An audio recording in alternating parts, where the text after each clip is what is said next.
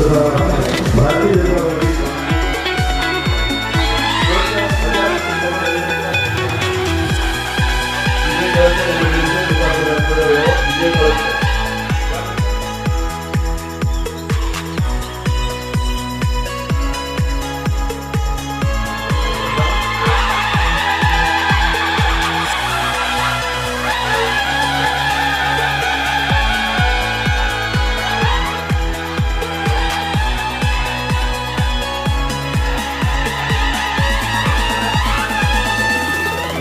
साधन मांगे वो दीपक वालेकर याला विनंती आहे.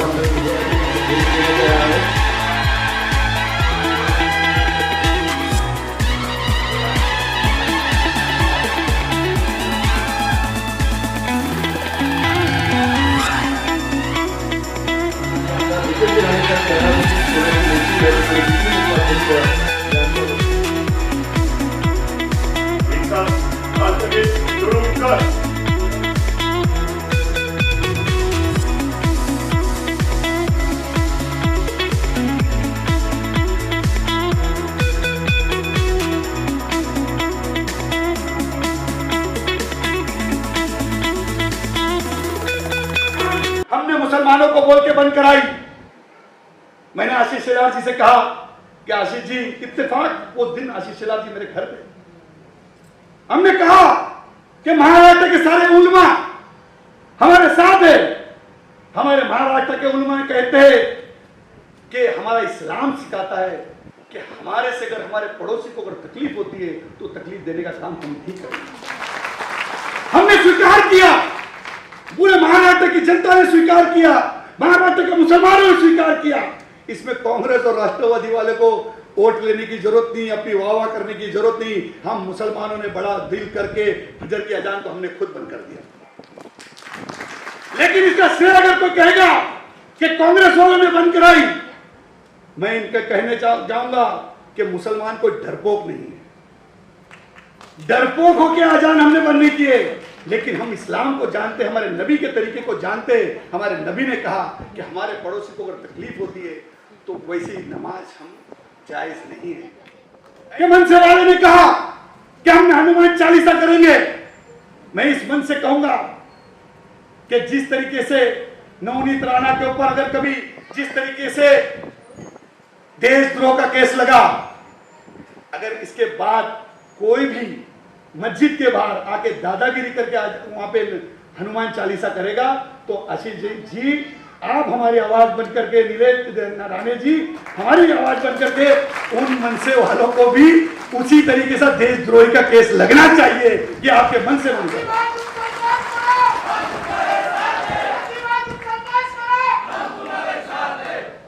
एक अल्पसंख्यक मंत्री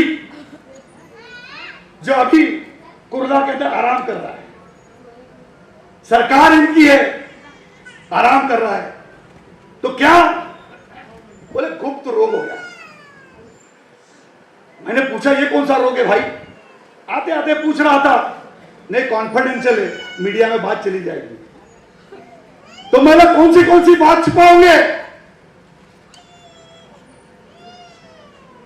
कि उनका बेटा भाग गया, आज तक के हाथ नहीं आ रहा है, छुपते घूम रहा है. अल्पसंख्यक मंत्री का, जिस मंत्री ने वक्फ बोर्ड की जगह पे डल्ला मारा, मुसलमानों की उसके ऊपर डल्ला मारा.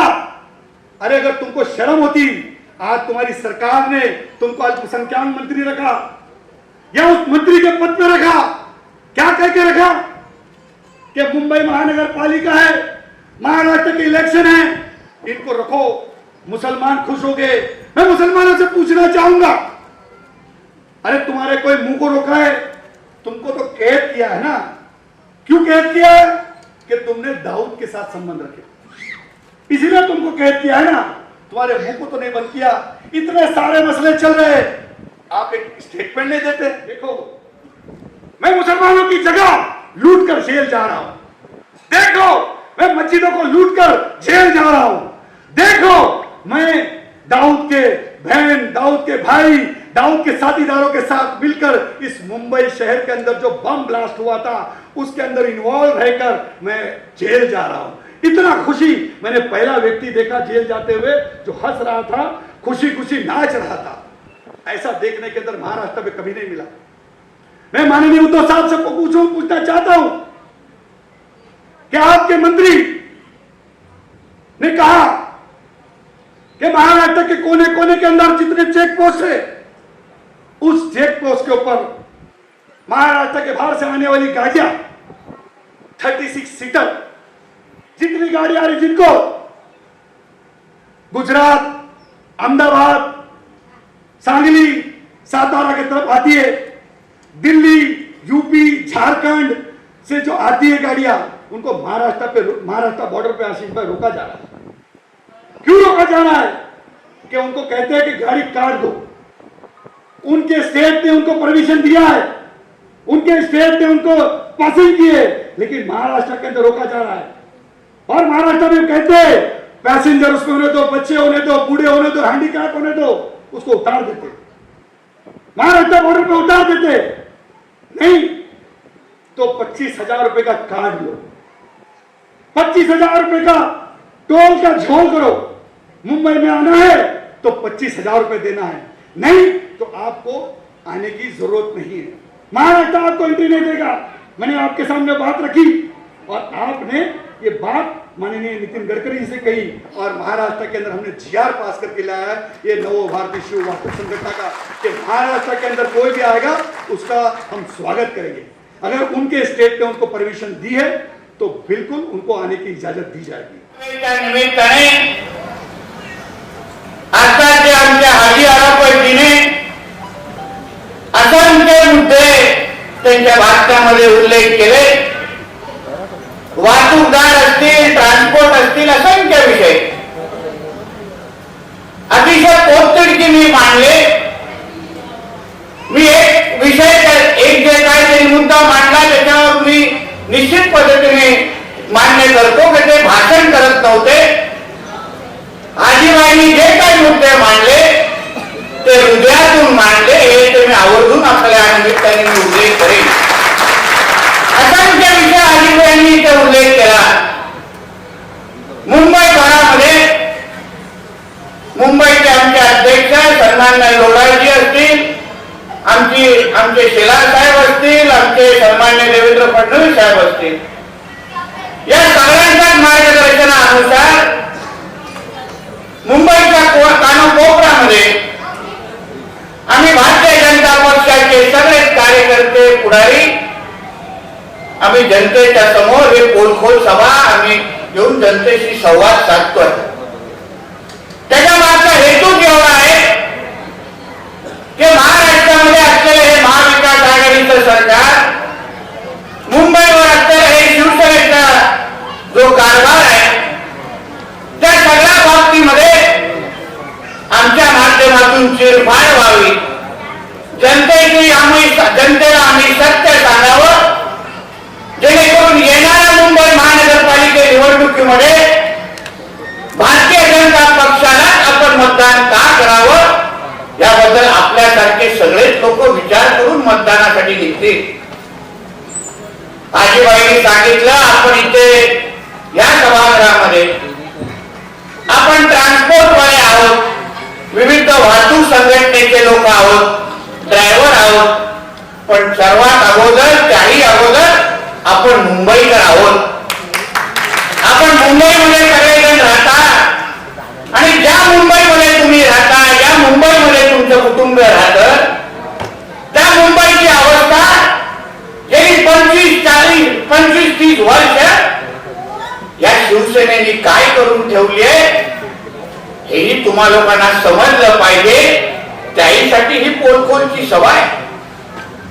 आता आजीबाईंनी पोलखोलच्या सभेसाठी मला आमंत्रण दिलं आणि त्या दिवसापासून ते आजपर्यंत मी काय कोकणातून डायरेक्ट इथे आलेलो आहे, त्या दिवसापासून आजपर्यंत मुंबईच्या कानाकोपऱ्यामध्ये यांनी नुसतं बॅनर लावून ठेवलेले आहे, सगळीकडे बॅनर लावलेले, एवढे बॅनर लावले की शिवसेनेवाले आमच्या पोलिसांना त्रास द्यायला लागले की बाबा हे बॅनरवर एक अवघड विषय आहे, सभेचं नाव पोलखोल आहे, हाजी आरापत आयोजक आहे, त्याच्यावर नितेश राणे येत आहेत आणि त्याच्यावरती आशिष शेलार पण येत आहेत हा तर त्रासाचा विषय आहे.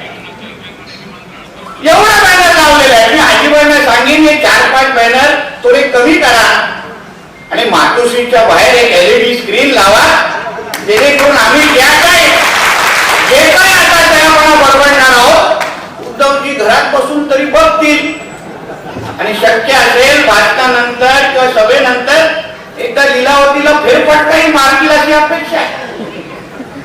कारण आम्ही जे काय बोलणार आहोत ते काय त्यांना आवडण्यासारखं नाहीये एवढा मला विश्वास आहे.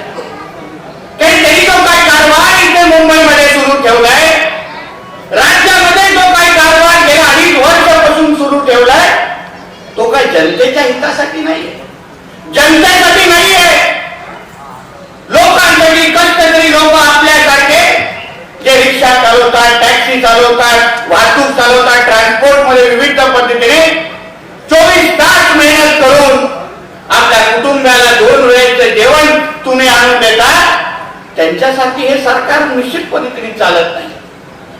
हे सरकार नेमकं कोणासाठी चालतंय? ही मुंबई महानगरपालिका ही नेमकं कोणासाठी चालते याबद्दल थोडा विचार करण्याची ती गरज आहे.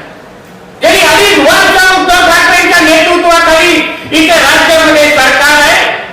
मग काँग्रेस असेल, राष्ट्रवादी असेल आणि शिवसेनेचं सरकार असलं तरी जे सरकार चाललंय ते लोकांसाठी चाललेलं नाहीये, जनतेसाठी चाललेलं नाही. ते फक्त ठाकरे नावाचं एक प्रायव्हेट लिमिटेड कंपनी सुरू आहे, ज्याला फक्त प्रॉफिट अँड लॉस मोजला जातो. किती येत आहे आणि कोण किती घेऊन येत आहे आणि किती नेमका बॅगा आणतात ह्यावर जे सरकारचा कारभार सुरू आहे, बाकी काही कारभार नाही. नेमकं मुंबई महानगरपालिका आहे, त्या मुंबई महानगरपालिकेमध्ये आज मुंबईकरांसाठी कारभार सुरू आहे. आमच्या आशिष शेलार साहेबांची भाषण, आजीबाई आपण अशा पद्धतीचे ज्या पोलखोल सभा घेता, तो मुद्दामून आमच्या आशिष शेलार साहेबांचे विधिमंडळातले भाषण इथे जरा लोकांना ऐकवा. आम्ही विधानसभेमध्ये त्यांची भाषण मुंबईवर ऐकतो. मुंबई महानगरपालिकेचा कारभार किती भ्रष्टाचारी आहे, मुंबई महानगरपालिका लोकांना लुटमार करण्याचं काम कसं करतंय हे खऱ्या अर्थाने अगर ऐकायचं असेल तर आमच्या आशिष शेलार साहेबांची भाषण विधिमंडळातली तुम्ही मुद्दामून इथे लावली पाहिजे. जे काही कारभार सुरू आहे, लोकांना अक्षरशः लुटतायत, लोकांच्या खिशातून पैसे काढून आपली आपली घरं बनवतात, बाकी काहीच काम चाललेलं आहे. मला आजीबाई आणि त्यांच्या सगळ्यात जे काही ट्रान्सपोर्टची तुमची युनियन चालवतात, मला खरं म्हणलं तर आश्चर्य वाटतं की तुम्ही या वाहतूक मंत्रालयाकडून, या वाहतूक ट्रान्सपोर्ट कमिशनर त्यांच्याकडून अपेक्षा कशी ठेवता मला कळतच नाही. कारण आपल्या राज्याला, आपल्या महाराष्ट्र राज्याला वाहतूक मंत्री आहे का, ट्रान्सपोर्ट मिनिस्टर आहे का आपल्या महाराष्ट्राला? मला वाटत नाही. मला तर 2.5 वर्षामध्ये दिसलंच नाही. मला नाही वाटत ट्रान्सपोर्ट मंत्री आहे. कारण का जो अनिल परब नावाचा माणूस आहे तो ठाकरे परिवारचा परिवार मंत्री आहे. तो वाहतूक मंत्री कुठे आहे? वाहतूक मंत्री कुठे आहे?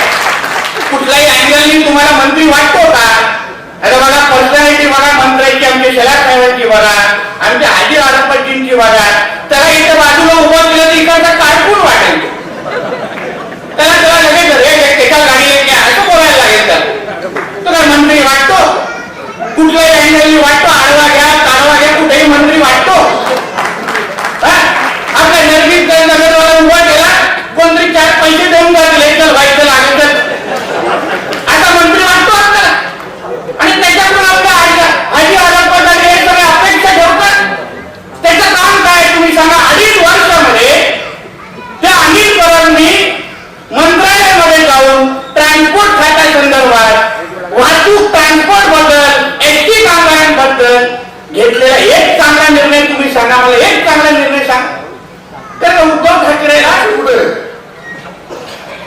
ये पोलखोल जो है, ये पोलखोल जनता की अदालत है, जनता की अदालत.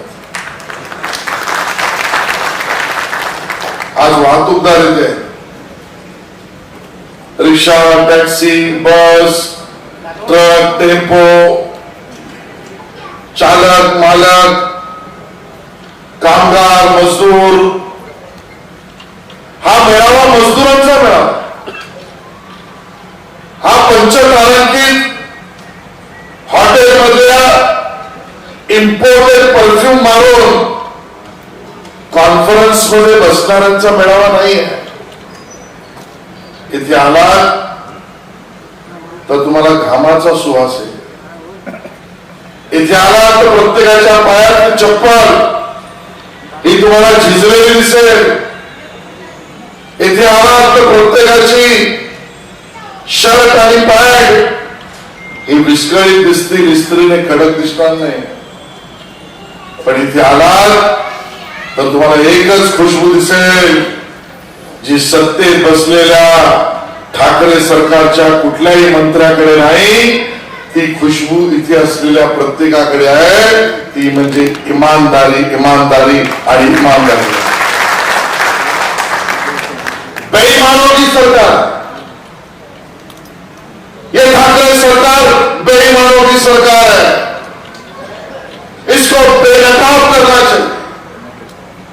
पोल को बेनकाब करने के लिए है. ये मजदूरों की बात है, इसके लिए कहता हूं कि आपकी और मेरी जंग ये गरीबी से, गुर्बत से है. जंग आप और हम लड़ रहे हैं. जो हाजी भाई ने कहा वो गुर्बत के खिलाफ, गरीबी के खिलाफ है. और किसी ने सही कहा है, गुर्बत खैरात से कम नहीं होती. गुर्बत खैरात से कम नहीं होती, वो इंसाफ से कम होती है. और भारतीय जनता पार्टी के ट्रांसपोर्ट सेल की लड़ाई ये इंसाफ की लड़ाई है. क्या क्या बातें चल रही है. अब हमारे किसी भाई ने मुझे बताया, एप्लीकेशन केलं लायसन्स राहण्यासाठी 60,000 लोकांनी. तुम्ही उल्लेख करा राहती, लायसन्स 60,000 लोकांनी अप्लाय केलं. 106 लोक ऍबसेंट आणि रिजेक्ट केलं फक्त 85 लोक. म्हणजे 50,000 55,000 लोकांना तुम्ही लायसन्स देताय.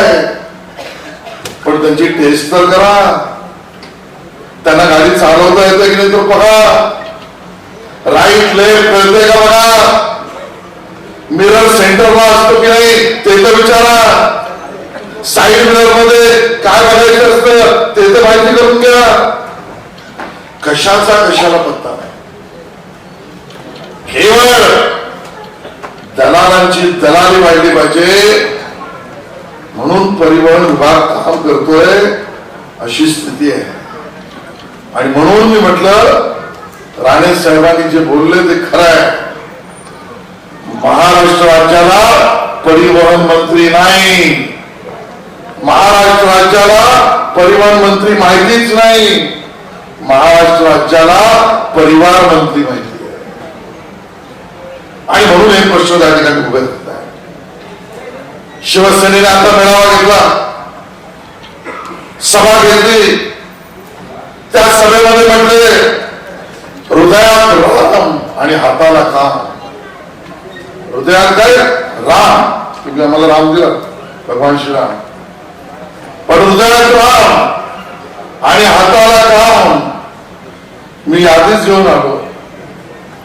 मुंबई महानगरपालिकेमध्ये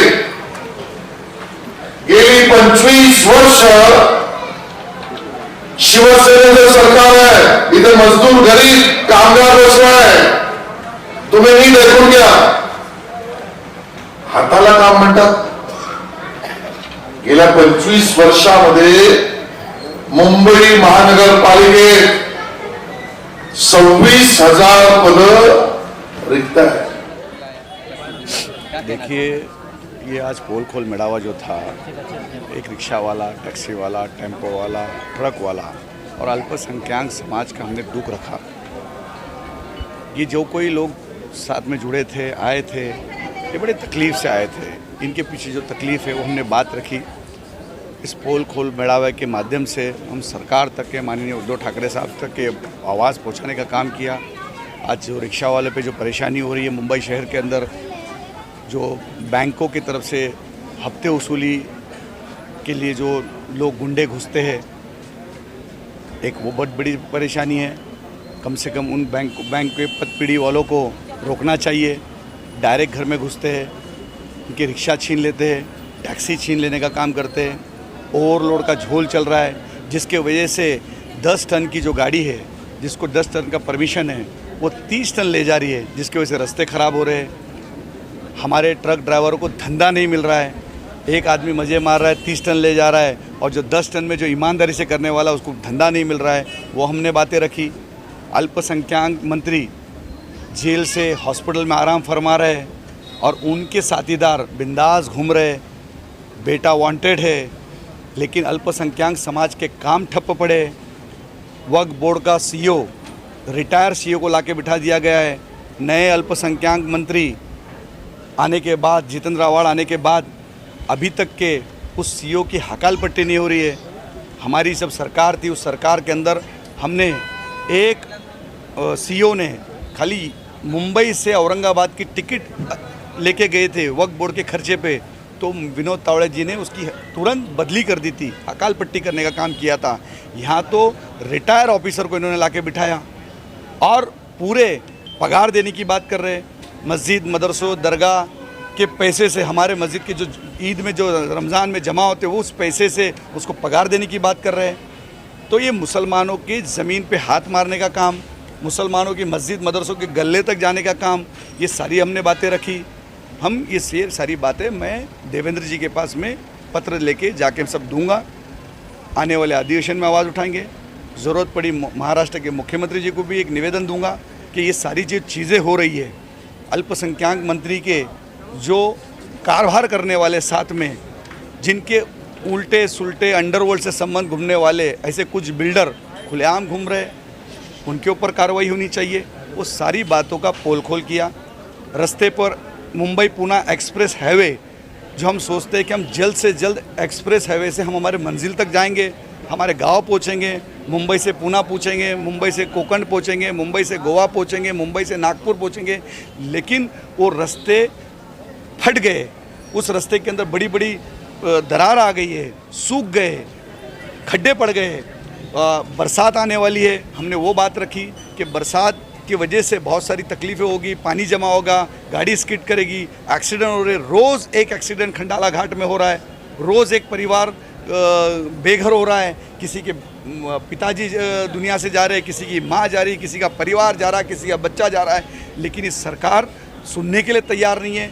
उस कॉन्ट्रैक्टर के ऊपर गुनाह दाखिल होना चाहिए, IRB के मालिक पे गुनाह दाखिल होना चाहिए। अगर तुम कॉन्ट्रैक्ट कर लेते हो तो उस कॉन्ट्रैक्ट का बिल्कुल ध्यान देना चाहिए। हम पैसे दे के जा रहे, फुकट नहीं जा रहे। पैसे देने के बाद हमारे लोगों के वहाँ पे एक तरीके से मैं समझता हूँ हत्या हो रही है, खून हो रहा है। उस खून का जिम्मेदार कौन है? इस सरकार ने वो जिम्मेदारी लेना चाहिए और ऐसे कॉन्ट्रैक्टर के ऊपर लगाम लगानी चाहिए। इसके बारे में हमने बात रखी।